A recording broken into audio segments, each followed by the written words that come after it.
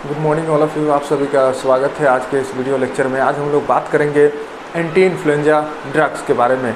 19वीं शताब्दी का सबसे डेडिएस्ट वायरस है ये। 1914 से 18 के बीच में ये स्पेनिश फ्लू कॉज किया था। उसमें लगभग 500 मिलियन लोग पूरे दुनिया में इस वायरस के चपेट में आए थे। साथ ही साथ लगभग 50 से 70 मिलियन लोग की मौत इस वायरस से हुई थी। स्पेशली इस इन्फ्लुएंजा का टाइप है इन्फ्लुएंजा ए बी सी। तो इन्फ्लुएंजा ए के चलते जो उस समय एवियन फ्लू के नाम से फेमस था, जिसको H5N1 बोलते हैं। तो आज का लेक्चर बेसिकली हम लोग का ये है कि हम लोग इन्फ्लुएंजा वायरस के रेप्लिकेटिंग साइकिल को समझेंगे और वो कौन कौन सा ड्रग और उसका टारगेट साइट की रेप्लिकेटिंग साइकिल के किस स्टेज को कौन सा पर्टिकुलर ड्रग एक्ट करता है, उसी पे आज बात करेंगे। तो बेसिकली ये जो इन्फ्लुएंजा वायरस है कॉमनली ह्यूमन को इन्फेक्ट करने वाला तीन टाइप का है। इन्फ्लुएंजा ए, बी और सी, 3 टाइप ऑफ इन्फ्लुएंजा है। अब देखिए सबसे पहले, और ये जो ए मोस्ट कॉमन टाइप है, मोस्ट कॉमन टाइप और सबसे ज़्यादा इन्फेक्शियस यही है। ये इस वायरस का, इन्फ्लुएंजा वायरस का अगर इन्फेक्टिविटी का रेट मतलब R0 वैल्यू देखें तो 1 है। मतलब ये हाईली कंटाजेनियस और इन्फेक्शियस वायरस के अंदर आता है। अब इसको ट्रीट करने के लिए पर्टिकुलर ड्रग अवेलेबल है। अगर हम बात करें तो कुछ ड्रग के बारे में यहाँ लिख लेते हैं। उसके बाद हम लोग रेप्लिकेटिंग साइकिल के बीच में ही इसके मोड ऑफ एक्शन पे बात करेंगे। तो एक ड्रग है एमेंटाडीन है, एंटी इन्फ्लुएंजा ए है ये। साथ ही साथ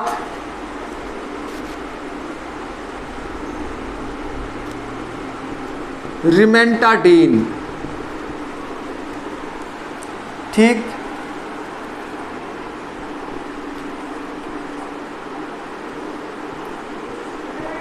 ज़ेनेमावीर है एक ड्रग। साथ ही साथ ओसेल्टामिवीर। ये 4 ड्रग जो इम्पॉर्टेंट ड्रग है, एंटीवायरल ड्रग, जिसके बारे में हम लोग अभी बात करेंगे। एमेंटाडीन, रिमेंटाडीन, ज़ेनामेवीर, ओसेल्टामिवीर, ये ड्रग यूज़ करते हैं हम लोग ये एंटी इन्फ्लुएंजा ये वायरस के इन्फेक्शन को ख़त्म करने के लिए, उसके अगेंस्ट ट्रीट करने के लिए। तो सबसे पहले तो ज़रूरी ये है कि वायरस का स्ट्रक्चर को देखा जाए कि वायरस है कैसा। साथ ही साथ इसके रेप्लिकेटिंग साइकिल को समझा जाए और किस स्टेप को ये पर्टिकुलर ड्रग एक्ट करता है उसको समझा जाए। तो सबसे पहले हम लोग एक सिंपल सा सिंप्लीफाइड वर्जन में हम लोग एक इन्फ्लुएंजा वायरस का स्ट्रक्चर देखते हैं। अगर हम देखें तो ये इसके पास फोस्फोलिपिड बाइलेयर है। ये बाहर जो ये इन्वेलप है ये फोस्फोलिपिड बाइलेयर का बना हुआ है। साथ ही साथ इस वायरस में कैप्सिड है। अगर हम देखें तो ये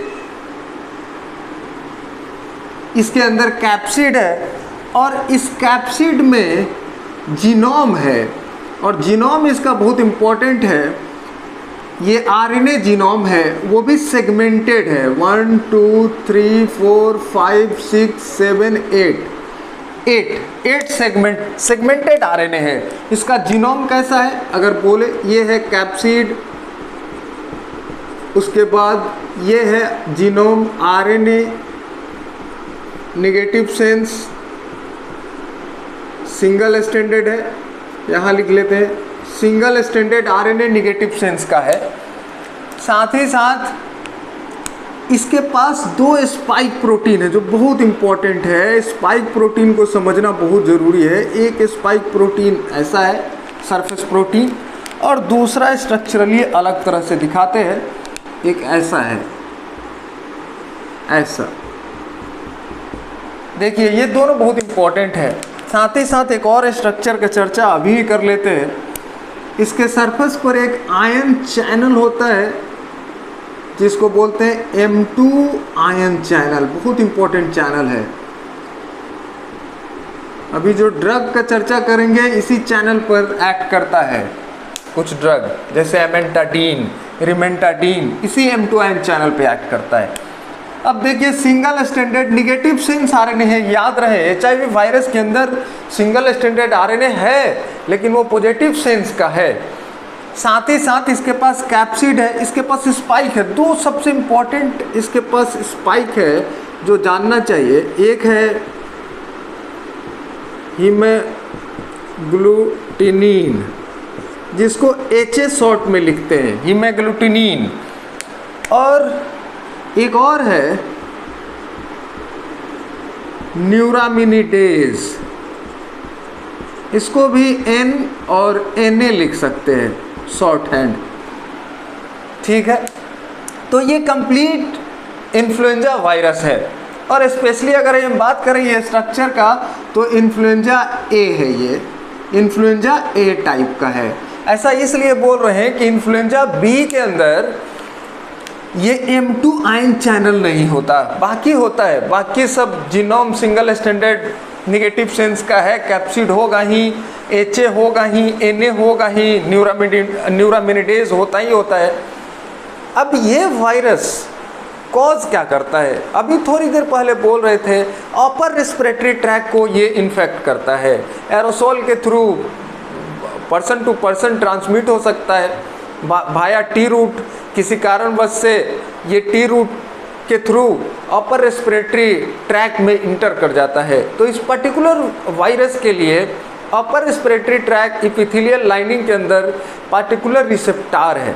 अब इस रिसेप्टार के थ्रू ये अटैच्ड हो जाता है। अगर बोले एक सेक्शन से देखें कि अपर रेस्पिरेटरी जो ट्रैक है, अगर देखें उसको थोड़ा ऐसे बड़ा करके देखते हैं कि ये वाला हमारा अपर रेस्पिरेटरी पार्ट का एक सेक्शन है इपिथेलियल सेल का। ये देखिए ये इपिथेलियल सेल्स है। इस इपिथेलियल सेल के सरफेस पर एक पार्टिकुलर रिसेप्टर है जो शुगर मॉलिक्यूल है, साइलिक एसिड। साइलिक एसिड लगभग हर सेल पर, ये आरबीसी के सरफेस पर भी ये शुगर मॉलिक्यूल साइलिक एसिड पाया जाता है। अब ये जो इन्फ्लुएंजा वायरस जैसे इंटर करता है तो इन्फ्लुएंजा वायरस अटैच्ड हो जाता है भाया हीमोग्लूटिनिन। और ये वायरस देखिए ये सिंपल सा अभी अब बना दे रहे हैं, चूँकि स्ट्रक्चर हम लोगों ने देख लिया है। तो ये देखिए इस पे जो स्पाइक है HA, इसके थ्रू ये अटैच्ड हो जाता है।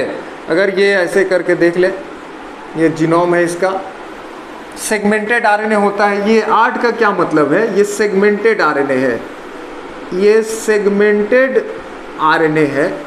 8 सेगमेंट जनरली इसमें होगा, 1 2 3 4 5 6 7 8, 8 सेगमेंटेड, इसलिए सेगमेंटेड आरएनए इसको बोलते हैं।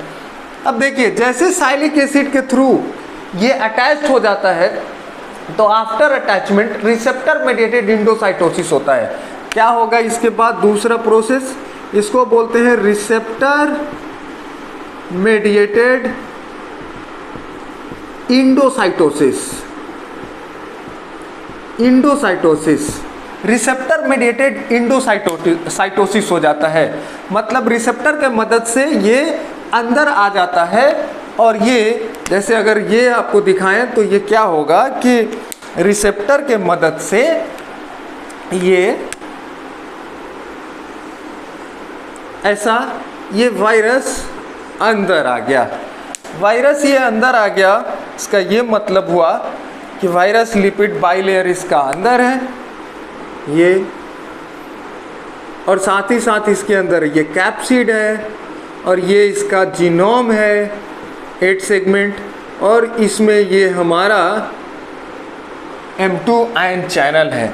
और इसके बाद ये बर्ड ऑफ हो जाएगा इससे अंदर इंडोजोम, ये इंडोजोम अंदर आ जाएगा। मतलब अगर इसी को देखें तो यहाँ से ये पिंच ऑफ हो जाएगा, निकल के अंदर आ जाएगा। अब देखिए ये हमारा स्ट्रक्चर है, इसके अंदर लिपिड बाइलेयर है, ये लिपिड बाइलेयर है, इस पर आयन चैनल है, इसके अंदर कैप्सिड है, इसके अंदर जीनोम है, जीनोम है सेगमेंटेड आरएनए, वो भी नेगेटिव सेंस का, ठीक है। अच्छा, इसके बाद एक और चीज़, इंजाइम भी एक होता है इसके पास, RNA dependent RNA polymerase, RNA dependent RNA polymerase, इस पे चर्चा करते हैं अभी। आरएनए डिपेंडेंट आरएनए पॉलीमरेज इसके पास एक इंजाइम होता है। अब देखिए ये इसके पास आरएनए डिपेंडेंट आरएनए पॉलीमरेज है। ये वायरस जैसे ही इंडोजोम के फॉर्म में आया तो ये ज़रूरी ये है कि इसके बाहर का जो लेयर है, कैप्सिड लेयर है, फॉस्फोलिपिड बाइलेयर है, ये रैप्चर होना चाहिए, तभी जीनोम, जो इन्फ्लुएंजा वायरस का जीनोम बाहर आ सके। अब इसके लिए ज़रूरी क्या होता है कि एसिडिफिकेशन होना चाहिए, यहाँ हाइड्रोजन आयन इनफ्लक्स होना चाहिए। अब ये हाइड्रोजन आयन इनफ्लक्सिंग किसके थ्रू होगा? ये M2 आयन चैनल के थ्रू होगा, M2 आयन चैनल के थ्रू। अब देखिए यही टारगेट साइट है ड्रग का।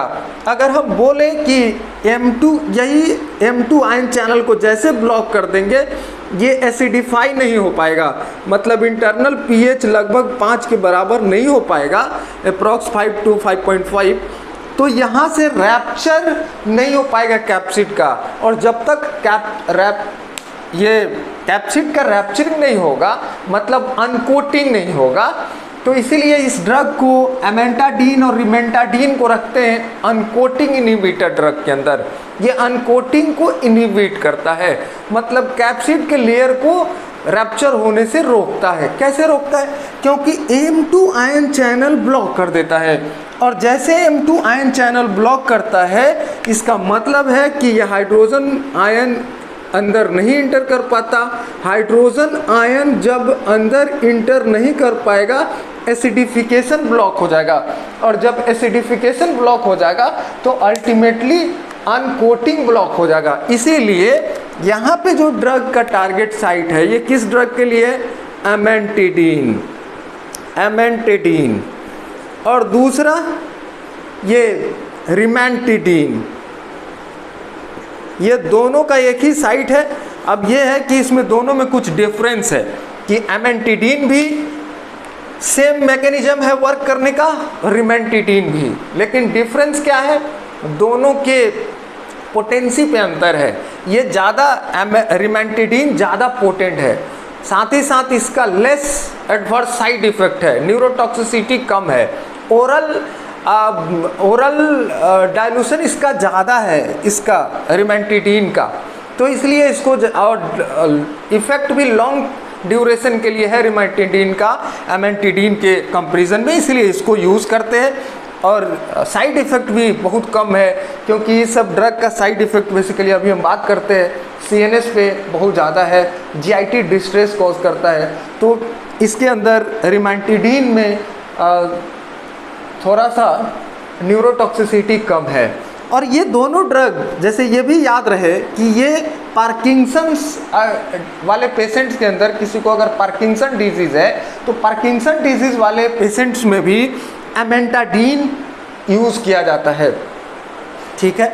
अब देखिए ये हो गया, ये दोनों ड्रग का टारगेट साइट हम लोग समझ गए कि M2 आयन चैनल ब्लॉकर है, और जैसे M2 आयन चैनल पे एक्ट करता है एसिडिफिकेशन को ब्लॉक करता है। जैसे एसिडिफिकेशन ब्लॉक होता है अनकोटिंग नहीं हो पाता, वायरस का जीनोम बाहर रिलीज नहीं हो पाता, ठीक है। अब ड्रग नहीं दिए तब का सीन ये है कि यहाँ से अनकोटिंग एसिडिफिकेशन के चलते हो गया, और ये अपना जीनोम रिलीज कर दिया सेल के अंदर। याद रहे कि ये जीनोम नेगेटिव सेंस का है, तो इससे क्या करता है, जैसा कि अभी बात कर रहे थे, इसके पास DNA dependent RNA dependent RNA polymerase enzyme है, तो इसके मदद से ये कॉपी बना लेता है जो प्लस स्ट्रैंड का कॉपी है।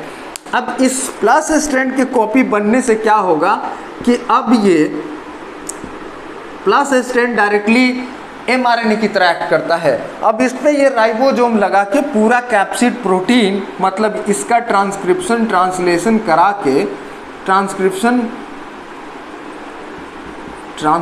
लिख रहे हैं, ट्रांसलेशन होने के बाद इस पे राइबोसोम जैसे लगेगा ये पर्टिकुलर प्रोटीन सिंथेसाइज हो जाएगा और वो प्रोटीन वायरल प्रोटीन होगा जो कंप्लीट विरियंस बना देगा। सपोज करें अगर हम लोग यहाँ देखें थोड़ा सा ठीक से, ये देखिए अगर हम ये मिटा के कि इस सेल के अंदर, ये एपिथेलियल सेल के अंदर सपोज कीजिए कि ये वायरस अब कंप्लीट विरियंस बना के तैयार है, ठीक है, ये कंप्लीट विरियंस बना के ये वायरस तैयार है, ऐसा है, ये तैयार है। अब ये जैसे तैयार होता है तो एक प्रॉब्लम है, वायरस को तो सेल से बाहर रिलीज होना होगा, उसी प्रोसेस से ये गुजरता है। फिर से क्या होता है कि यहाँ बाइंड करता है, यहाँ ये फिर से बाइंड करता है इसी प्रोसेस से जैसे शुरू में ये बाइंड किया। प्रॉब्लम क्या है कि इस एपिथेलियल सेल के सरफेस पर फिर से यहाँ पे साइलिक एसिड इसको मिल जाएगा, साइलिक एसिड। अब ये साइलिक एसिड और यहाँ पे जो हमारा इसके सरफेस पर जो स्पाइक है HA हीमोग्लूटिनिन, इसके थ्रू ये बाइंड कर जाता है। अब लेकिन ये बाइंड कर जाता है तो ये तो प्रॉब्लम हो गया, क्योंकि ये बाइंड कर गया तो ये रिलीज होना भी चाहिए। बडिंग अप होने के लिए ज़रूरी है कि ये साइलिक एसिड और HA के बीच में जो बॉन्ड बन गया है उसको कोई ब्रेक करे।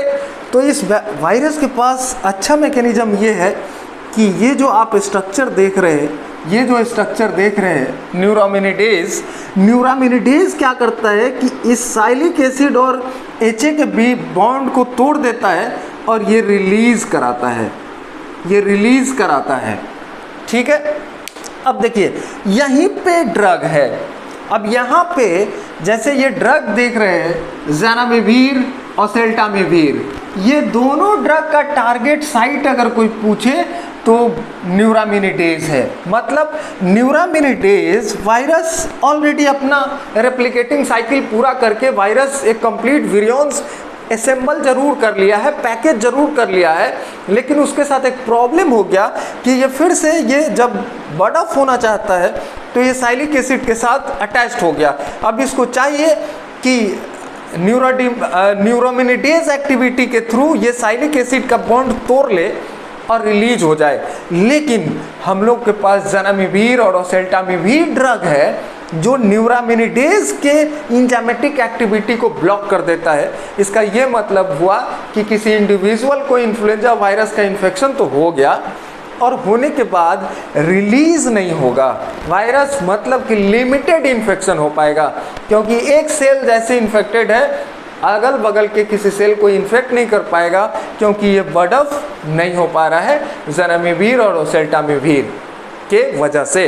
तो ये ड्रग का टारगेट साइट है। अब देखिए, अब इसमें जो क्लिनिकली जो बात समझने का है वो ये है, ये एमेंटाडीन और रिमेंटाडीन ये दोनों ड्रग क्या है, ये M2 आयन चैनल ब्लॉकर है, मतलब एसिडिफिकेशन को ब्लॉक करता है। इनडायरेक्टली अगर आपके पास ये पूछा जाए मतलब कि ये अनकोटिंग को ब्लॉक करता है, लेकिन ये केवल और केवल ये ड्रग इन्फ्लुएंजा A पर ही एक्ट कर सकता है, इन्फ्लुएंजा B पे नहीं एक्ट कर सकता है। इसका कारण क्या है, इन्फ्लुएंजा B वायरस के अंदर M2 आयन चैनल नहीं होता, इसीलिए इस ड्रग को तभी दे सकते हैं जब किसी को पार्टिकुलर इन्फ्लुएंजा A इन्फेक्शन है। मान लिया कि इन्फ्लुएंजा A इन्फेक्शन का एक एग्जांपल लिख लेते हैं, जैसे किसी को एवियन फ्लू हो, बर्ड फ्लू, जैसे बर्ड फ्लू हो जाए, बर्ड फ्लू का क्या मतलब है, H5N1, ठीक है। स्वाइन फ्लू हो जाए H1N1, स्वाइन फ्लू को क्या बोलते हैं, H1N1, H1N1। ये स्वाइन फ्लू है। ये क्या है? स्वाइन फ्लू, जो कि सब पार्ट है एंटीजेनिक शिफ्टिंग के थ्रू हुआ है। ये सब पार्ट है किसका? इन्फ्लुएंजा ए का ही। तो इसके अगेंस्ट जब ट्रीट करना चाह रहे हैं बर्ड फ्लू और स्वाइन फ्लू, तो एमेंटाडीन और रिमेंटाडीन ड्रग ऑफ चॉइस हो सकता है।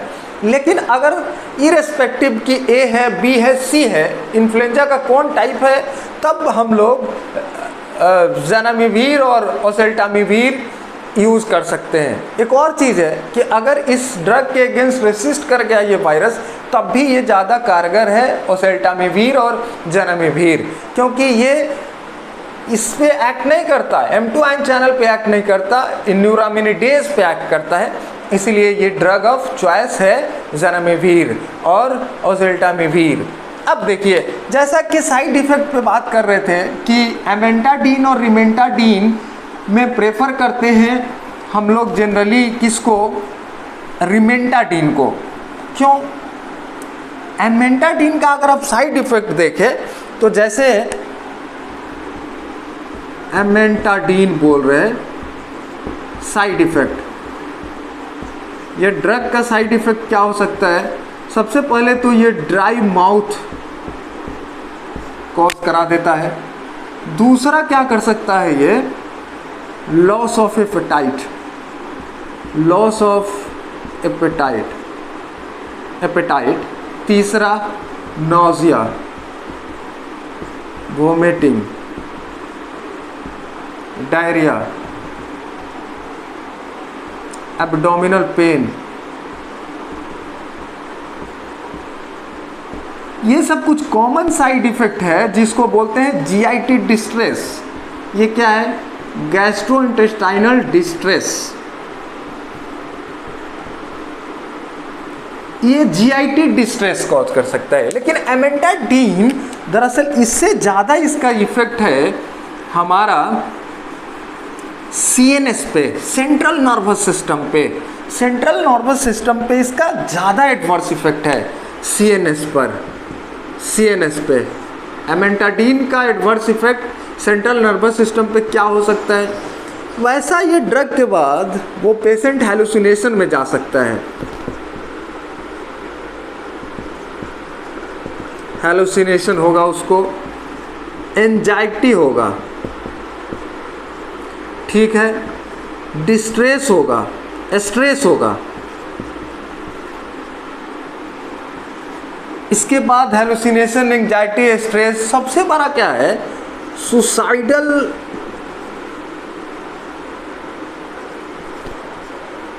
एक्ट विल बी ट्रिगर,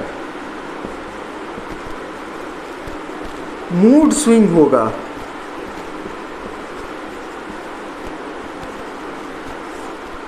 और वो पेशेंट इम्पल्सिव होगा, एग्रेसिव हो सकता है। मतलब इतना तरह का साइड इफेक्ट सीएनएस पे असर ये कर देता है। इसीलिए बेसिकली एमेंटाडीन के जगह पर रेमिंटाडीन यूज़ किया जाता है। क्यों? क्योंकि उसका जीआईटी डिस्ट्रेस तो है, थोड़ा ज़्यादा है इससे, एमेंटाडीन से। लेकिन रिमेंटाडीन बेसिकली ये सेंट्रल नर्वस सिस्टम पे एडवर्स इम्पैक्ट नहीं कॉज करता, इसीलिए उसको यूज़ किया जाता है। दूसरा, ओरल बायो अवेलेबिलिटी उसका ज़्यादा है, ओरल एब्जॉर्प्शन उस ड्रग का अच्छा है, ये एक्शन का ड्यूरेशन अच्छा है, और दूसरा कि न्यूरोटॉक्सिसिटी कम है, तो ड्रग ऑफ चॉइस उसको रखा जाता है उसके केस में। और दूसरा एक और बात आपको बताना चाहिए था, ओसेल्टामिविर प्रो ड्रग है। प्रो ड्रग कहने का ये मतलब है कि इनएक्टिव ड्रग है।